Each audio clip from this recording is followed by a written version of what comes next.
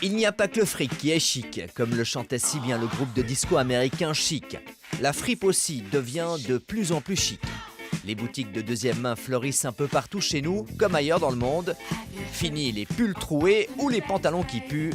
Aujourd'hui, le second-hand est hyper tendance. Comme ici à la Haute École d'Art et de Design de Genève, où il est entré par la grande porte. Alors nous, on va essayer de comprendre pourquoi, en vous proposant un voyage dans le monde de la fripe, du bon marché à l'excessivement cher. Mais une seconde, quand on parle de seconde main, on parle de quoi exactement? Il y a évidemment les enseignes traditionnelles qui collectent les vêtements jetés dans les fameux containers à habits. Là, c'est le circuit court et local qui est favorisé, comme ici dans cette boutique sur la Riviera. Nous, les vêtements qu'on collecte, ils viennent du canton de Vaud, effectivement. Après, ça vient dans les conteneurs. Et puis, c'est ce que les gens ne souhaitent pas garder. Atypique est une société coopérative à but non lucratif. Donc ici, on n'explose jamais son porte-monnaie pour s'habiller. On débourse entre 1 franc et 50 francs grand maximum. C'est une boutique qui soutient beaucoup les pauvres comme moi. Vous voyez, donc, on a plusieurs choix. C'est moins cher, déjà. Il y a plus mon style. Et aussi pour la planète, l'environnement et tout. Et oui, parce que le porte-monnaie aujourd'hui, il est plus tout seul à jouer un facteur déterminant. La planète, elle aussi, elle compte. La pandémie a bouleversé les habitudes de shopping et de consommation. La nouvelle génération devient de plus en plus consommateur et adopte des comportements plus responsables. C'est une des réponses les plus rapides et les plus efficaces dans la lutte contre la surconsommation et la fast fashion. À côté de ces magasins à vocation caritative, on trouve aujourd'hui une nouvelle offre. Des boutiques super stylées, mais avec uniquement des vêtements vintage. Et par vintage, entendez des vêtements portés avant les années 2000. Léa a ouvert sa petite enseigne il y a quelques semaines. Je vois vraiment une évolution aussi au niveau des jeunes, au niveau de leur consommation. Je vois que les gens s'intéressent aussi à plus avoir des pièces uniques, de qualité. Donc c'est super. Ici, le prix des pièces varie entre 20 francs et 150 francs. Chaque habit est chiné avec soin. Ici, moi, j'ai des pièces vintage que je sélectionne moi-même, pièce par pièce. J'achète pas au kilo. Je prône plutôt la consommation vraiment éco-responsable. J'ai plutôt des blazers, des trenchs, des chemises également. Donc après, toutes sortes de styles. Et c'est pour cette raison que les clientes et clients se déplacent. Ça, c'est vraiment un super blazer, même les boutons comme ça, en cuir, c'est vraiment magnifique. Elle a des belles pièces, avec des formes justement qui sont très élégantes en général et très féminines. Et c'est ce que je recherche dans le vintage. Maxime vient lui aussi de se lancer dans le vintage. Voilà 6 mois qu'il a ouvert sa boutique à Vevey. Et depuis, ce passionné de fripe passe son temps à chasser les pièces. Les pièces qui marchent le mieux, pour le moment, c'est tout ce qui est jeans. Donc Levi's 501 par exemple. Ça, c'est vraiment une valeur sûre. Donc ça va être justement une coupe qui est intemporelle, que tout le monde peut rechercher. En plus, étant donné le prix que ça coûte maintenant d'un Levi's, mieux vaut le venir chercher en seconde main. Ici aussi, les clients viennent pour le prix, le style et le coup de cœur. Je peux payer par carte. Par Twint. C'est des vêtements vieux, mais ils ont un peu d'histoire derrière. Alors oui, okay. J'adore ça. Après ça, j'ai dépensé tout mon argent ici. C'est un peu différent, il y a plusieurs époques, on va dire. Du coup, ouais. On trouve pas toujours ça dans d'autres magasins. J'hérite des habits de ma sœur, voilà. Et du coup, moi j'adore tout ce qui est vintage aussi. La seconde main se développe encore dans le secteur du luxe. Elle s'invite aussi doucement dans les grandes surfaces. Du coup, ce marché commence véritablement à compter dans l'industrie du vêtement. Selon une étude menée notamment par Global Data, en 2021, le marché de l'occasion est estimé à 36 milliards de dollars. Il devrait doubler dans les 5 ans pour atteindre 77 milliards de dollars. Ce secteur pourrait ainsi croître 11 fois plus vite que la vente au détail d'ici 2025. Audrey Millet est une spécialiste en écosystème de la mode. Cette Française est l'auteure de plusieurs ouvrages sur le milieu de la mode. Elle porte un regard assez critique sur l'industrie de la deuxième main. Maintenant, le consommateur cherche aussi un moyen d'arranger la planète, au moins de ne plus la détruire, et à trouver cette seconde main. Pour quelle raison? En fait, ça déculpabilise très très vite la seconde main. Parce que la seconde main, c'est bien mignon de dire « oui, mais on pollue moins ». Pas sûr. Écolo ou non, le mouvement prend en tout cas de l'ampleur auprès des jeunes. Qu'ils soient créateurs de la aide, comme ici, ou simples consommateurs.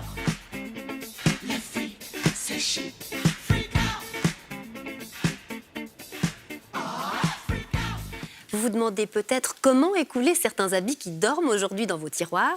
À Bon Entendeur a fait la tournée d'une série de boutiques pour voir à quelles conditions il était possible de revendre ces vieux vêtements. Bonsoir Stéphane Fontanet. Bonsoir Linda. Alors qu'est-ce que vous avez essayé de revendre exactement? Alors on a essayé de revendre une combinaison short à manches longues de marque Claudie Pierlot qui valait 350 francs en 2018. Ouais, c'est le vêtement qu'on voit ici, c'est pas vous qui avez essayé de le revendre. Hein. Non, c'est une recherchiste. Oui. Et alors, le modèle qui domine le marché, c'est celui du dépôt-vente. Oui, alors le dépôt-vente, c'est simple. Vous avez des vêtements de bonne qualité dont vous désirez vous débarrasser. Vous les amenez dans une de ces boutiques et vous décidez en commun d'un prix. Et quelle part de ce prix est-ce qui me revient à moi en tant que vendeuse? Alors, de ce qu'on a constaté, c'est en général 50-50 entre le prix de vente et ce qui vous revient. Pour peu qu'on arrive à l'écouler, évidemment. Oui, tout à fait. Puis après, il y a un délai d'1 mois pendant lequel ce vêtement est gardé. Et puis, si on n'arrive pas à l'écouler, vous pouvez le reprendre ou alors il est distribué plus loin. Et dans ce cas-là, évidemment, je ne touche rien. Mais ce qui est assez surprenant, c'est qu'en fait, c'est assez difficile de placer un vêtement dans une boutique de seconde main. On peut d'ailleurs conseiller aux gens de téléphoner avant de se rendre sur place. Oui, à moins que vous soyez cliente de cette boutique, c'est mieux de téléphoner parce qu'on vous répondra simplement que ce n'est pas leur créneau, ces produits ne les intéressent pas. Ces gens connaissent leur clientèle, ils ne vont pas tout accepter. Et puis, une fois qu'ils vous ont reconnu comme digne d'intérêt, vous fixez un rendez-vous, puis là, vous allez pouvoir discuter du prix. Et c'est quoi les vêtements les plus recherchés? Alors, ce sont des vêtements de marque en bon état. On ne parle pas de ce qu'on trouve dans les grandes chaînes de distribution, bien sûr. Alors, on retourne à notre combinaison. Oui. 349 francs il y a 2 ans. Là, combien est-ce qu'on vous en a offert? Alors, dans la première boutique à Genève, dans ce dépôt-vente au boulevard Karl Vogt, on nous en a offert 40 francs. Ça veut dire que nous aurions touché 20 francs en fin de compte. On est allé dans une deuxième boutique, prise en flagrant délire. Le prix de vente proposé est plus élevé, 100 francs. On aurait touché là 50 francs. Et puis, dans la dernière, le dépôt-vente Studio L à la rue de la Cité. Alors là, on nous dit de revenir au printemps parce que ce vêtement n'est plus de saison. Cette boutique garde des produits 45 jours et elle prend 30% de l'argent de la vente. Ça veut dire 70% pour la personne qui amène le vêtement. C'est plus généreux que ce qu'on a vu par ailleurs. Du côté de Lausanne, combien est-ce qu'on vous a proposé pour ce vêtement? Alors, partout, on nous a dit c'est du 50-50 lors de la vente. C'est le cas pour le dressing à l'avenue des Alpes. On nous propose un prix de 80 francs, donc j'aurais touché 40 francs. Et puis, si au bout d'1 mois, il n'est pas vendu, il part à une organisation caritative, à moins que la cliente vienne le rechercher, bien sûr. À la boutique L, on nous propose un peu plus, 120 francs prix de vente, donc j'aurais touché 60 francs. Et la vendeuse nous propose aussi d'essayer de le vendre dans notre réseau ou sur Internet. Oui, parce que ça, c'est l'autre grosse tendance sur le marché de la deuxième main. Internet, les réseaux sociaux, on y reviendra un peu plus tard. Dernière adresse à Lausanne? Oui, alors à la Dégriffonne, le prix passe à 140 francs et là, j'aurais eu 70 francs dans mon porte-monnaie. Ouais, donc ça vaut quand même la peine de comparer un petit peu les prix qu'on peut obtenir dans les différentes boutiques. Évidemment, des magasins comme ceux-ci, il y en a dans à peu près toutes les villes de Suisse romande, mais partout, le constat est le même, ils croulent sous l'offre. Exactement, et c'est pour ça que nous ne sommes pas allés dans d'autres villes, parce qu'on a eu des réponses où souvent on nous indiquait soit qu'on n'était pas intéressé par ces produits, ce n'était pas leur créneau, soit qu'on avait une trop longue liste d'attente pour fixer des rendez-vous avec les clientes suite à la pandémie, soit qu'on avait trop de stock, et certaines nous ont aussi avoué qu'elles avaient leur propre réseau de fournisseurs. Merci beaucoup Stéphane pour vos explications, et on vous dit à la semaine prochaine. À la semaine prochaine. Évidemment, ces informations seront disponibles sur notre site abe.ch. Et on pourrait penser que tous les vêtements d'occasion viennent de particuliers de la région, un peu comme notre combinaison. Eh bien, c'est loin d'être le cas. En fait, derrière le côté sympa de certaines petites boutiques se cache une industrie de la deuxième main globalisée qui brasse des tonnes de vêtements et des montagnes d'argent. Nous sommes au nord de la France, tout proche de Rouen. On ne sera pas plus précis sur notre destination finale. On nous a demandé de rester discret. Dans le milieu de la deuxième main, on n'aime pas forcément dévoiler l'adresse de ses fournisseurs. J'ai prévu une liste de courses. Ouais, j'ai la liste. Et puis... Maxime, notre fripier, est aujourd'hui accompagné de son papa, qui est aussi l'investisseur de son magasin. Pour nous de Suisse, ce sera une journée shopping, mais un shopping un peu particulier. On verra les pièces, on verra sur le moment. J'ai rajouté les bombers parce qu'on n'en a plus. C'est un fournisseur, quelqu'un de confiance, et puis il nous permet d'aller sur place, de voir le matériel, nous dire la qualité de certaines pièces, qu'est-ce qu'il va recevoir, et c'est vraiment l'avantage justement de se déplacer. C'est vrai que c'est aussi un coût, mais ça nous permet d'avoir vraiment le contact direct avec eux. Ce fameux fournisseur est une référence dans le milieu. Il est discrètement installé dans cette zone industrielle. Ici, les caméras ne sont généralement pas les bienvenues. Et ce n'est qu'une fois à l'intérieur que l'on comprend mieux pourquoi. On va faire un tour, il faut que je voie la personne des jeans. Ce que vous voyez, ce n'est que la moitié de la surface totale. Difficile de ne pas être impressionné par la taille du lieu et la quantité de vêtements. On est bien loin de la petite friperie locale. Ce sont près de 20 000 mètres carrés dédiés aux vêtements de seconde main et des centaines de tonnes d'habits vintage. Et détrompez-vous, le désordre n'est qu'apparent, tout est très organisé. On a plusieurs zones, on a des zones du coup un peu de handpick, donc on appelle ça handpick sélection à la main. Là justement on peut aller chercher à la pièce la section, c'est ce que je favorise le plus. Et après il va y avoir des zones où il y a des trieurs sur place pour le fournisseur. Il va y avoir des zones où il y a des sacs par exemple de 25 kg qui est aussi déjà pré-trié de bonne qualité. Et après il va y avoir une catégorie où il va y avoir des sortes de balles, on appelle ça des ballots ou bales, de 45 kg jusqu'à 100 kg, 500 kg. Maxime a rapidement repéré un espace qui l'intéresse. J'ai trouvé aussi des jeans femmes. Un produit très prisé, le jeans Lewis. Ici, une employée fait déjà un premier tri grossier en fonction de la taille, du style ou du genre. Donc du coup là, on peut tout regarder, c'est ça?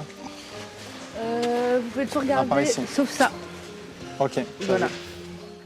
Puis c'est à lui de faire le travail pour dénicher les jolies pièces. Ça n'a pas été encore... Ça n'a pas été trié. Ouais. Non, on va trier. Donc ça, on peut regarder, ouais, en effet.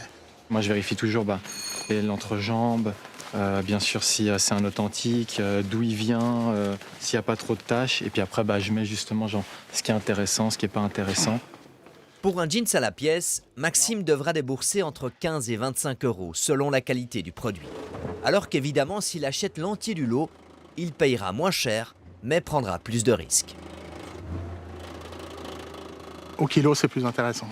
Ouais. Par contre, il faut tout bien vérifier. C'est pour ça que j'ai demandé justement si je peux regarder le sac. Parce que si je ne peux pas regarder le sac, pour être franc, je ne le prends pas. Parce que même si c'est au kilo, mais il y a la moitié qui a des déchets, c'est 50% de perte.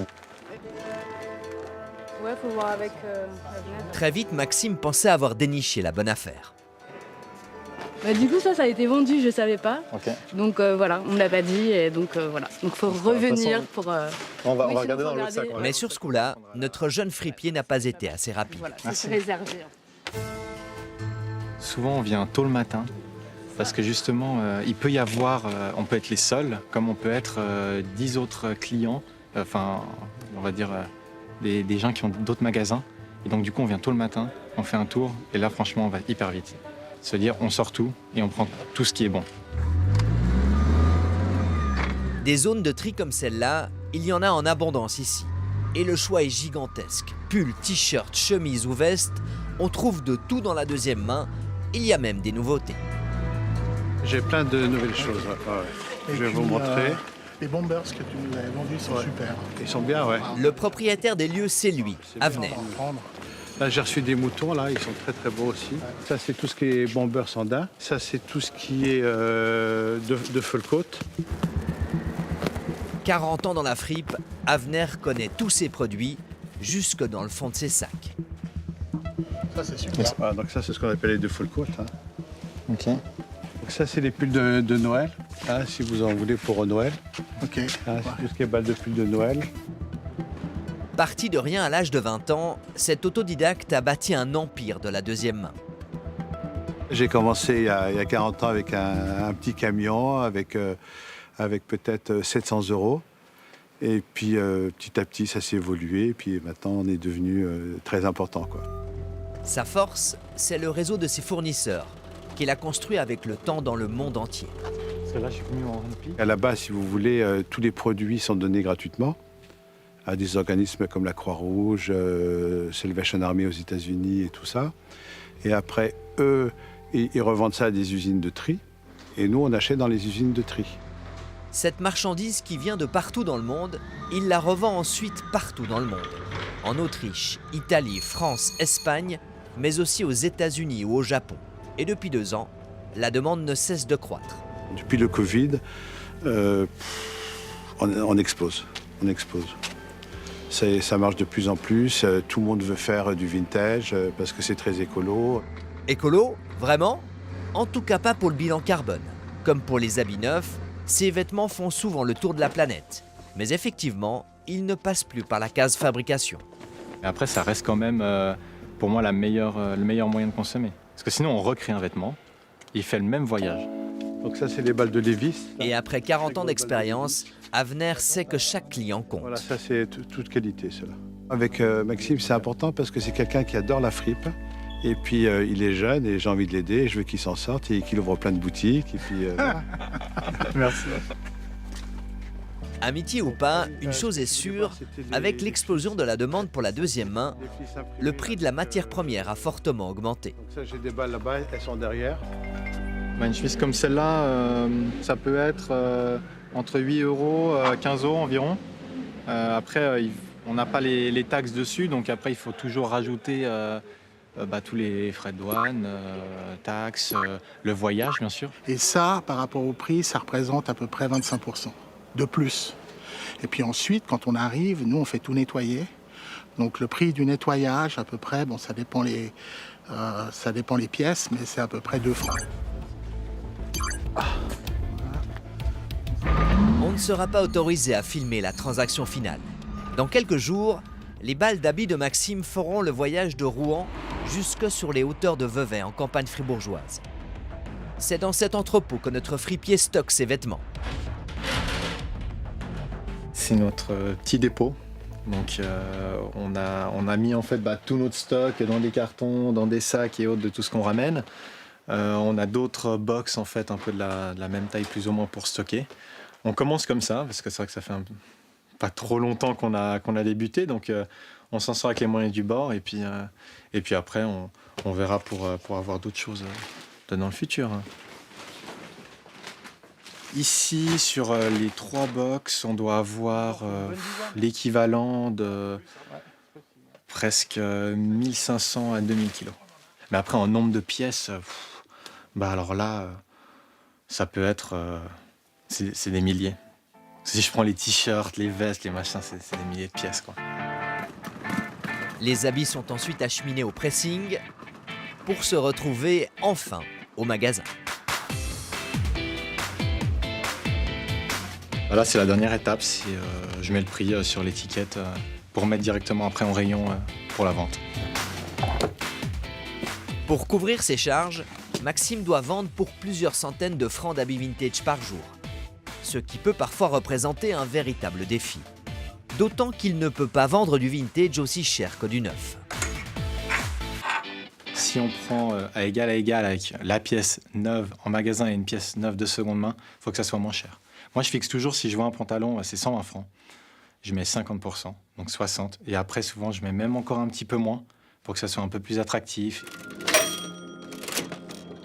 Après les 6 mois, on ne s'attendait pas à avoir un engouement comme ça. Ça veut dire que c'est vrai que on va pas dire ça marche à mort, on va ouvrir 50 magasins, etc. Ça marche vraiment bien, c'est vraiment positif. En fait, c'est quelque chose qui donne envie de continuer. Pour continuer à progresser, Maxime peut aussi compter sur le soutien de toute sa famille. Dans ma famille, j'ai par exemple ma sœur qui est styliste, qui des fois m'aide à refaire des boutons, qui me donne des conseils sur sur certains matériaux, ou bien j'ai voulu faire un rideau avec des salopettes, elle m'a fait le rideau avec les salopettes. Il y a ma maman, malgré son planning chargé, des fois le soir elle vient, on repasse ensemble, elle remet sur les cintres, elle m'aide dès qu'on sort du pressing à faire tout ça. Mon père, on fait les voyages ensemble. C'est un projet qui rapproche, qui soude tout le monde et puis ça fait du bien, quoi. Ouais. Et un projet qui, au vu du succès de la deuxième main, risque bien de s'installer durablement. Non, mais je l'adore. Bonsoir Charlotte-Henri. Bonjour Linda. Vous êtes la créatrice de l'application Théorème. C'est une plateforme suisse de vente en ligne de vêtements d'occasion. Alors avec vous, on va parler du marché de la seconde main en ligne. Mais d'abord peut-être une réaction à ce qu'on vient de voir.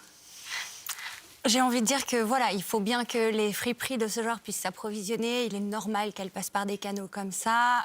C'est aussi en général des personnes qui vont aller faire de la prospection et de la recherche dans d'autres magasins, dans d'autres chez d'autres types de fournisseurs. Donc voilà, il faut se rappeler que c'est une des manières de se fournir. On est loin quand même de l'image de la deuxième main écolo de proximité. C'est sûr. Maintenant, il faudrait qu'il y ait des produits ici en Suisse qui soient revendables et qui soient disponibles pour ces magasins-là. Et à l'heure actuelle, il n'existe pas de grossistes suisses. Donc du coup, il faut bien que ces magasins s'approvisionnent et puissent proposer des produits à leur clientèle. Vous-même, vous travaillez aussi avec ce genre de fournisseurs? Alors, on ne travaille pas avec ce genre de fournisseurs. Nous, on va mettre plutôt en avant des friperies bientôt sur l'application, mais on ne travaille pas avec ce genre de fournisseurs pour le moment, effectivement. Alors, à l'heure actuelle, votre business model, c'est plutôt des romans qui vendent aux romans. C'est quoi la spécificité du marché digital de la deuxième main par rapport à l'offre des boutiques? Alors, c'est vrai que c'est vraiment différent. Vous avez des produits qui sont complètement différents. Il faut savoir que sur les boutiques de seconde main, vous avez aussi beaucoup de boutiques qui sont spécialisées dans tout ce qui va être marque de luxe, auquel cas vous ne pouvez pas forcément revendre l'intégralité de vos produits chez eux.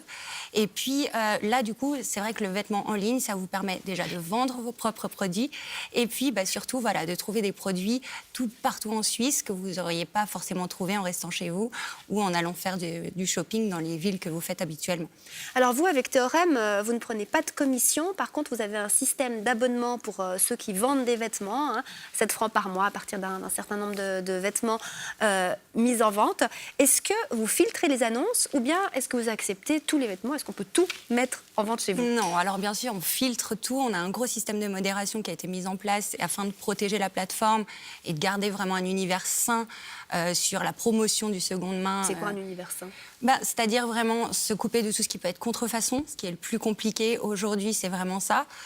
Et puis aussi des vêtements qui sont trop usés pour le coup et qui n'auraient pas forcément la possibilité d'avoir une deuxième vie. C'est des vêtements qu'on va désactiver et qu'on ne va pas proposer à la vente. Il y a tout un écosystème aujourd'hui de la deuxième main en ligne. Alors, il y a les sites spécialisés, l'application comme la vôtre. Il y a aussi Instagram, Facebook avec Marketplace. Comment expliquer que ça marche aussi bien aujourd'hui en ligne? Alors, je pense qu'aujourd'hui, en ligne, il y a beaucoup de choses qui marchent bien. Donc, pourquoi pas la seconde main? C'était plus ça, plus dans ce sens-là, je pense qu'il faut prendre les choses. Et puis, on vient de traverser une période qui n'est pas facile. Donc, les gens, ils vont repenser un petit peu leur manière de consommer au quotidien. Et les vêtements, ça passe forcément par là. Donc, je pense que le boom de la seconde main, c'est aussi parce que l'image est différente aujourd'hui. On se rend compte qu'on peut s'habiller correctement sans avoir l'air déclassé avec des vêtements de seconde main. Et la plupart du temps, à moindre coût. Merci beaucoup Charlotte-Henri. Merci à vous. On retiendra cette idée, s'habiller correctement à moindre coût. Très bonne soirée à vous et bon retour du côté de Lausanne. Merci beaucoup. Aujourd'hui, le marché est donc en train de se structurer en ligne et dans les boutiques. Mais demain, pourquoi pas de la deuxième main dans les grandes surfaces? Le voisin français a déjà pris le virage. En Suisse, le groupe Manor s'y met aussi. Ah, Paris. Ville lumière. Ville lumière à l'époque pour ses réverbères, aujourd'hui pour la splendeur de ses bâtiments et l'éclat de son luxe. Dans le monde du luxe, justement, voilà une institution, les Galeries Lafayette. Ces magasins historiques attiraient déjà la bourgeoisie au début du XXe siècle. Ils sont aujourd'hui une adresse incontournable pour les créateurs de mode et les stylistes de grands noms. Et pourtant, dans cet univers faste et cossu, un nouveau venu a débarqué. Un petit dernier qui a de quoi étonner ici. Lui qui n'aurait jamais trouvé sa place il y a encore quelques années. C'est un espace qui a ouvert le 27 août dernier. On a introduit et des marques de seconde main et des marques un peu plus axées upcycling et matières recyclées avec le label Go for Good que nous avons lancé en interne et qui est un label qui recense toutes les initiatives de nos marques pour une mode plus responsable. Sur un étage complet baptisé Restore, on trouve donc des habits et des accessoires vintage, mais aussi de la cosmétique et d'autres produits écolos. Et cette nouvelle stratégie plus verte et responsable, visiblement ça marche. On voit que cet espace génère du trafic, qu'il intéresse. Il intéresse autant une nouvelle clientèle, plus jeune, que notre clientèle actuelle qui se dirige également vers des acteurs un peu plus premium et un peu plus luxe. Une nouvelle clientèle plus jeune dans un magasin qui attire près de 20 millions de visiteurs par année, voilà qui est intéressant. Et pour les prix, on franchit parfois le très haut de gamme. Super. Retour chez notre experte en écosystème de la mode, Audrey Millet. Pour elle, depuis la crise sanitaire, les grandes surfaces ont très vite compris le potentiel de ce nouveau marché de la deuxième main. Tu cherchais un trench, tu m'as dit? Bah ouais, voilà. Bon bah voilà, on essaye celui-là. Ouais. Je pense qu'il est un petit peu trop grand pour moi. Les grandes enseignes se sont immédiatement intéressées et à une vitesse tout à fait hallucinante. Vraiment, dès la première période de Covid, en juillet, on avait déjà les premières enseignes de seconde main qui étaient capables de se fournir et de remplir leurs rayons immédiatement. La seconde main dans les grandes surfaces, cela fait aujourd'hui partie intégrante d'une stratégie de diversification. Vous savez, c'est comme les poupées russes. Hein. Vous allez adorer la grande, et puis ensuite vous allez acheter le premier, et puis ensuite vous allez sortir celle du dessous, hop, et puis vous aurez l'accessoire. Et n'oubliez pas, votre beauté naturelle est tellement laide qu'il vous faudra également les cosmétiques, mais en fait vous aurez tout sur place, la seconde main, jusqu'aux cosmétiques, dans la même enseigne. Les Galeries Lafayette, elles, se défendent de surfer sur la vague verte. On ne surfe pas sur une tendance, c'est quelque chose qui est ancré dans l'ADN des Galeries Lafayette depuis maintenant quelques années. Et il y a 10 ans, effectivement, dans le secteur de la mode, c'est pas forcément des choses dont on avait conscience. Donc pour nous, c'est juste voilà, la continuité de nos ambitions. Go for good. Et l'enseigne nous assure que grâce notamment à leur label, les autres marques présentes dans le magasin ont aussi entamé leur mue écologique et responsable. Go for good. Tout l'espace que vous voyez là, c'est un espace seconde main. Ils ont ouvert le Restore, qui est vraiment un espace dédié à la seconde main. Cette jeune entrepreneuse est spécialisée dans les sacs et accessoires de luxe deuxième main. D'accord, et c'est vous qui sélectionnez les produits? Effectivement, donc on sélectionne... Beverly, c'est bien son nom, a installé depuis quelques semaines son point de vente ici. On est sur une décote importante, pourtant avec un état... Ce sont les galeries qui l'ont fait venir. L'enseigne ne demande aucun loyer, juste une commission sur les ventes, et on comprend mieux pourquoi. Ce que je peux vous dire, c'est que sur ces 3 dernières années, on a fait 100% de croissance par an. Donc évidemment, j'y crois. Je vois qu'il y a un attrait, je vois que la clientèle est de plus en plus jeune, mais aussi de plus en plus vieille. On achète et qu'on revend avec beaucoup plus de facilité. Donc c'est un marché qui est très intéressant et qui est en plein développement. Salut tout le monde, je viens d'arriver sur le stand des galeries. C'est parti pour un petit tour. Évidemment, je vous essaye vos pièces fétiches en live. Allez, regardez. On m'a fait une demande sur un petit Balenciaga qui vient de rentrer il n'y a pas longtemps. Donc il est assez original, façon sac papier de la maison. Sur ce stand, on achète et on ne vend que des grandes marques, et uniquement de la deuxième main. De la deuxième main de luxe donc, avec les prix qui vont avec, de quelques centaines à plusieurs milliers d'euros. Le luxe était inaccessible il y a une dizaine d'années. Aujourd'hui, la seconde main rend le luxe accessible à une autre partie de clientes qui ont du pouvoir d'achat, mais pas tant que ça pour aller s'acheter un sac de première main. Donc c'est très intéressant. Il y a des études qui disent que d'ici 10 ans, le luxe de seconde main aura pris la part sur la première main. Donc logiquement, on est dans le bon domaine. Autre enseigne, autre espace et autre ambiance. Nous sommes toujours à Paris, dans une autre grande surface dédiée à la deuxième main. Rien que dans la capitale française, on compte près de 10 boutiques comme celle-ci. L'univers est bien différent des Galeries Lafayette. Nous sommes à Kilo Shop. Et le lieu porte bien son nom. Ici, tout s'achète au kilo. Il y a vraiment du vintage luxe, il y a aussi du vintage pour des personnes qui sont défavorisées, qui vont pas avoir beaucoup de moyens. Donc c'est intéressant d'avoir ces deux côtés où on peut avoir des pièces incroyables pour des prix plutôt bien et aussi des pièces pour des personnes qui n'ont pas les moyens d'aller s'acheter des habits. Dans ce magasin, les prix varient en fonction de la couleur des pastilles. Les bips rouges, qui sont les prix les plus accessibles, vont par exemple être sur des t-shirts par exemple, en matière non naturelle, par exemple des polyesters, etc. Et après, crescendo, on va augmenter par rapport à la qualité de la matière. On va voir la surprise ensemble. Hein. C'est pas les moins chers. Hein. On va payer un jean 10 € au lieu de le payer 100 €. Et c'est la même marque, c'est la même qualité. Du coup, pourquoi se priver en fait? Je trouve ça hyper rigolo de revenir un peu aux fondamentaux et de savoir qu'on paye une quantité de tissu et pas une marque, une étiquette ou quelque chose comme ça, quoi. En France, les grandes surfaces n'ont pas hésité à prendre le virage de la deuxième main. Printemps, Carrefour ou Auchan, elles sont nombreuses à avoir intégré le marché de l'occasion dans leur enseigne. En Suisse, on est un peu plus timide dans cette démarche. Nous sommes chez Manor, le seul magasin grande distribution à avoir fait le pas en Suisse romande. En ce moment, ça va être plutôt tout ce qui est pull de sport, avec des marques. Vraiment tout ce qui est pull avec la marque devant, voilà, des choses comme ça, quoi. J'ai vu ces corners en France depuis quelques temps, je suis française, et je me suis dit quand même il faut tenter ça à la fois pour un angle de communication, de sensibiliser les gens. Moi j'ai moi-même des enfants, on ne recycle dans l'industrie textile que 15% des vêtements, on est la deuxième industrie la plus polluante après l'industrie pétrolière. Donc ça fait sens pour moi et pour la planète. Du coup, je me suis dit, il faut qu'on tente en Suisse, il n'y en a pas encore. Tout ce qui est aussi pantalon training, très à la mode. L'espace est encore très confidentiel dans le magasin. Manor a choisi de travailler avec Tilt, un spécialiste français du vêtement vintage. L'enseigne a aussi choisi, et c'est un vrai changement de stratégie, de baisser sa marge sur ce type de produit. Durablement, on ne peut pas perdre de l'argent, mais on peut en gagner moins. On peut gagner moins différemment. Ça génère de la fidélité, c'est peut-être moins d'argent avec chaque cliente, mais des clientes qui reviennent régulièrement. Un nouveau type de cliente qui va acheter autre chose dans le magasin. Donc, bon, oui, c'est un pari sur l'avenir, mais si sociologiquement les clientes vont vers ça, on ne peut pas aller vers autre chose. La direction est donc prise, mais pour les clientes et clients, elle n'est pas encore complètement intégrée.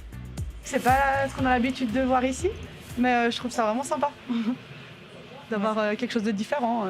J'étais un peu surprise au début quand j'ai vu que ça existait, mais en vrai, ça fait sens. Il y a des trucs sympas, j'ai pas encore tout vu, mais il y a l'air d'avoir pas mal de choix. Après, ça me paraît un petit peu cher, parce que je viens d'aller justement à Caritas, à la Renfil, qui ont aussi des petits coins vintage. Et par rapport au prix qu'ils ont là-bas, c'est quand même assez cher. Ouais. Et c'est un avis qui, lors de notre passage, est revenu assez régulièrement.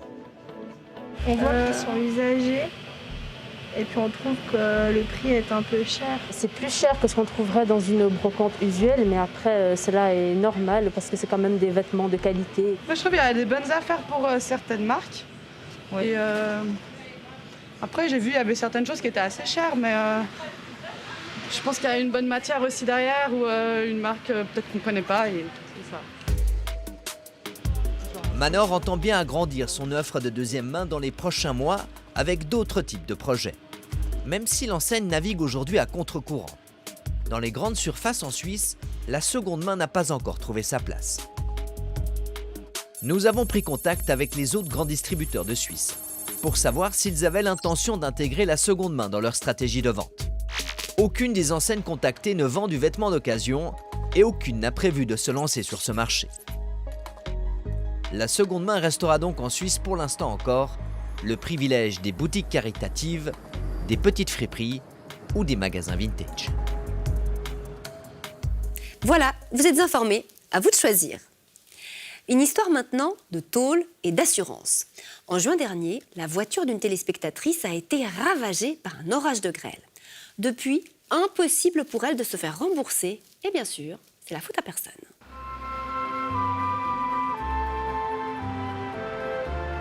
C'était un rêve, je me suis toujours dit un jour je vais m'offrir une petite voiture décapotable pour moi. Ouais, c'était un rêve. Je suis allée au garage, on a signé tous les papiers avec le garagiste, le vendeur. Puis il avait réglé tout ce qui était assurance, plaque. J'ai pas eu besoin de m'occuper de quoi que ce soit. Et je suis repartie avec. Voilà, ça a duré 1 heure. C'est tellement simple. Un contrat de leasing pour la voiture de ses rêves en 60 mensualités de 358 francs. J'ai reçu le décompte de prime, enfin la facture, début janvier, avec l'indication casco complète que j'ai payée. Et je sais plus, c'était fin janvier ou début février, je reçois le contrat. Je vois juste qu'il y a la même date que sur la facture. Je dis, ah, c'est OK, il y a le contrat, il n'y a pas besoin de le signer. Je le classe sans le regarder attentivement, pensant que c'était en ordre. On sait tous qu'on devrait lire attentivement ce genre de documents jusqu'aux petites lettres des conditions générales, mais souvent, on ne le fait pas. C'était un moment où j'arrivais plus trop à gérer entre le divorce, la maison, je devais vendre la maison, enfin voilà. Je me suis dit, je prends quelqu'un qui s'occupe de mes assurances, comme ça je suis un peu tranquille et sûre.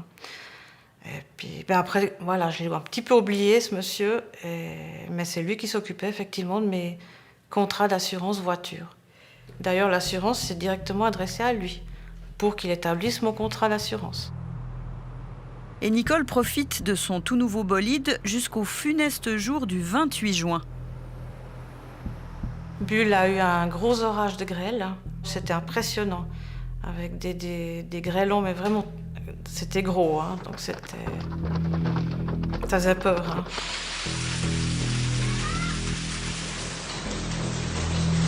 Et ma voiture était garée dehors, et elle a subi de plein fouet cette grêle, avec un dommage total, un dégât total. La tôle détruite, les rétros arrachés, les plaques arrachées, la vitre arrière détruite aussi, enfin, abîmée, ouais, avec l'eau à l'intérieur aussi. Je prends mes papiers d'assurance pour prendre ma police d'assurance pour déclarer le sinistre. Et puis je regarde mon contrat attentivement, puis je dis tiens, c'est bizarre. Il n'y a pas la casco, c'est marqué 0, non casco, leasing, pas de leasing. Je dis c'est bizarre. Et puis j'ai rappelé le lendemain l'assurance, pas le courtier, j'avais plus souvenir de ce monsieur. Et c'est là qu'ils m'ont dit non, mais c'est pas avec nous qu'il faut regarder, c'est avec votre courtier. Essayons d'y voir clair. Nicole a reçu de son assurance un décompte de prime pour une assurance en couverture complète, valable du 1er janvier au 30 juin 2021. Nicole paye la facture le 5 février. Mais le 22 janvier, la même assurance établit un contrat pour la même voiture, valable jusqu'au 31 décembre 2022. Le leasing a disparu, il ne comporte plus que la responsabilité civile. C'est le contrat que Nicole classe sans le lire. Je suis consciente que j'ai une part de responsabilité en n'ayant pas regardé ce document attentivement. Mais là, je pense qu'il y a aussi une responsabilité du côté du courtier ou de la maison de courtage qui ont aussi reçu cette police d'assurance où ils auraient dû voir aussi qu'il n'y avait pas la casco, qu'il n'y avait pas le leasing inscrit dedans. Ça aurait dû aussi les interpeller, à mon avis. Mais que s'est-il passé ? Comment la voiture de Nicole est-elle finalement assurée et qui est responsable de cet imbroglio ?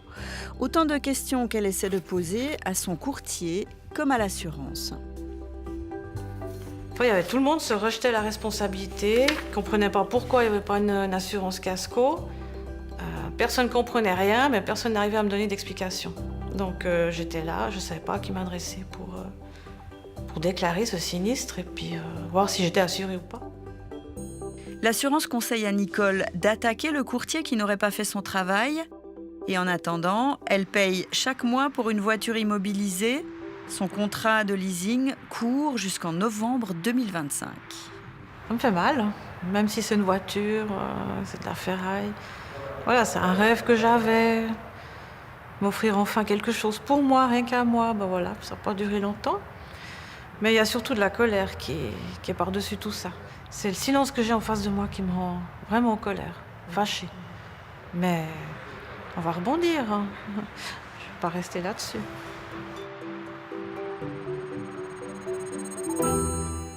Alors on va voir ce qu'en pense notre invité. Il est juriste à la Fédération romande des consommateurs. Bonsoir Jean Tchop. Bonsoir madame. Merci beaucoup d'être avec nous ce soir. On a vu cette téléspectatrice, elle reconnaît ne pas avoir fait tout juste. Pour autant, est-ce qu'elle est seule responsable de la situation dans laquelle elle se retrouve? Non, absolument pas. En l'occurrence, son courtier a fait le mort pendant longtemps. En réalité, il n'a jamais donné signe de vie aux nombreux emails qui lui ont été adressés par l'assurance, par l'Helvetia.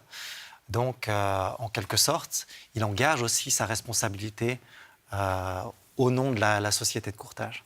Alors, c'est ça justement qui est intéressant, c'est qu'en fait, Helvetia justement a contacté à plusieurs reprises cette agence de courtage pour le dossier de cette nouvelle voiture, de la couverture de cette nouvelle voiture.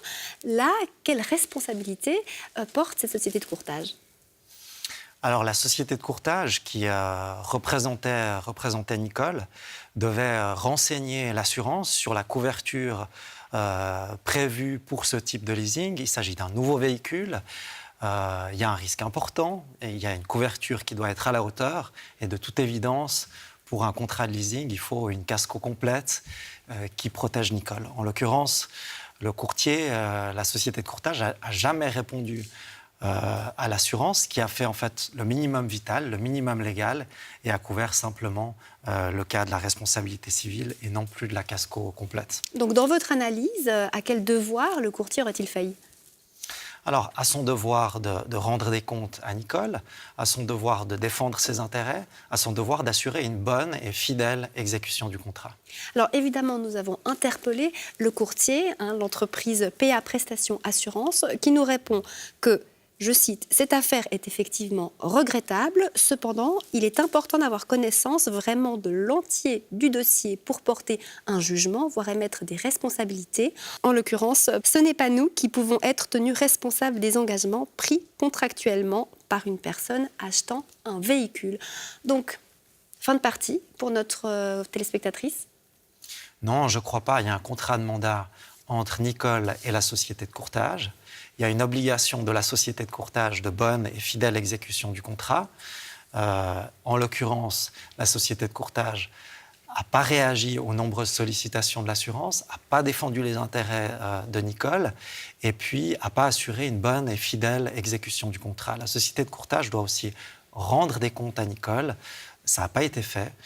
Donc Nicole a de bonnes raisons d'agir contre la société de courtage, d'agir en responsabilité pour réclamer la réparation de son dommage, de son véhicule, à la suite de cette grêle à Bulle le 28 juin 2021. Alors, au-delà de ce cas précis, ça soulève quand même une question, celle de la relation qu'on peut avoir avec son courtier. À quoi est-ce qu'il faut être attentif si on délègue une partie de nos pouvoirs à un intermédiaire vis-à-vis de nos assurances? Alors, il faut être très actif. Si comme assuré, on n'a pas de nouvelles, pas de renseignements de la société de courtage pendant plusieurs semaines, il faut s'en inquiéter. Si le courtier ne nous répond plus, il ne faut pas hésiter à résilier le contrat, à mettre un terme à la procuration et puis à informer l'assurance pour que l'Helvetia, en l'occurrence, retourne vers Nicole et s'assure de la couverture que souhaitait Nicole. Ouais, pour reprendre le lien direct, finalement, de l'assureur vers l'assuré. Merci beaucoup, Jean Tchop. On vous souhaite une très belle fin de journée. Merci à vous. Bonne soirée.